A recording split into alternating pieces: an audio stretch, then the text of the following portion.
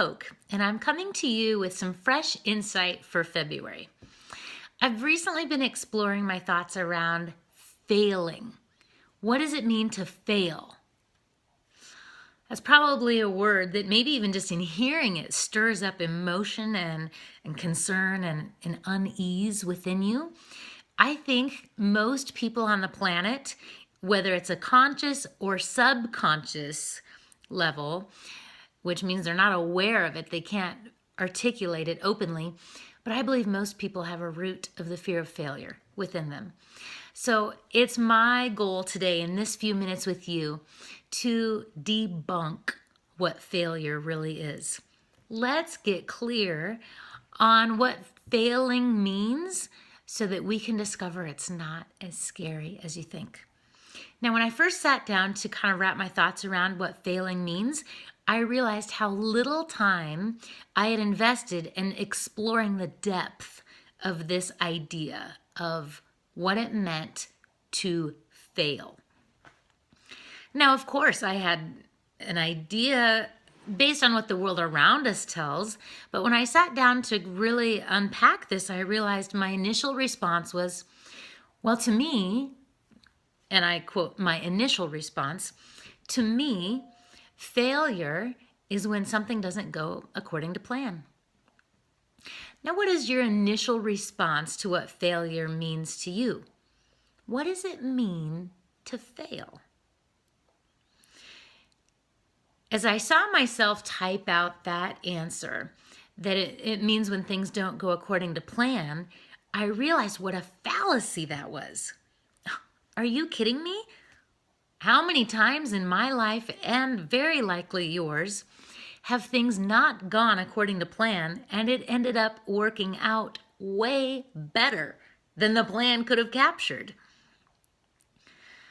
So in assessing it that way, I realized, gosh, the fail is not when things don't go according to plan. What a limited idea about failure that is.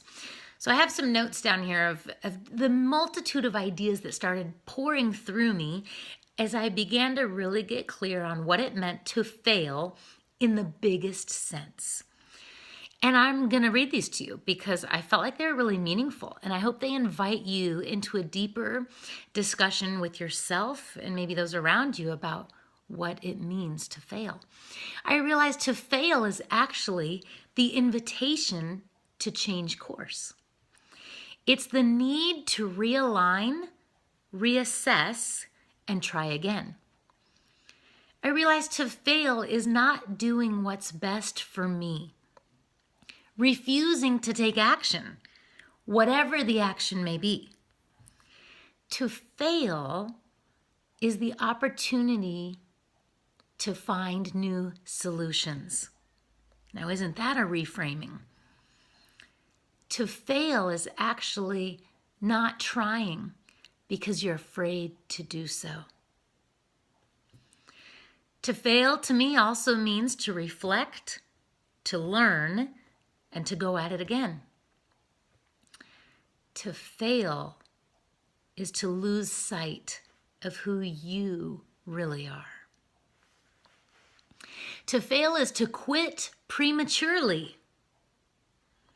Sometimes there's a right time to quit and remove yourself from something, but to fail is to do that quitting prematurely. To fail is one of the best teachers we'll ever have. To fail is dismissing or not recognizing the opportunity to expand and grow ourselves. And I'll wrap this up with a couple more. These are kind of the bullet points of this free thinking I was doing. I read an editorial definition that said to fail is to make a mistake and not learn anything from it. Another said to fail is to have a goal and not do anything about it. And per the dictionary, to fail is being unsuccessful in achieving one's goal. What I realized as I wrapped my thoughts around all of these different ideas, my stand on what to fail means, failure to me is inaction. I believe that sums up everything I just rolled out there. Failing is inaction. How's that make you feel? If that's all failure is, what is there to be afraid of? The only thing to fear are the consequences of standing still. That, my friend, is why I'm inviting you to take action towards something in your life that you've been holding back or hesitant on. What does that look like? What could happen if you moved into the unknown? Wow. Wow, wow. So I invite you to take 5 to 10 minutes right now and jot down your thoughts on what failing means to you and get clear on the opportunity, not the risk in failure. Have an awesome month. And remember, even if you do, in a sense, fail, you fail forward.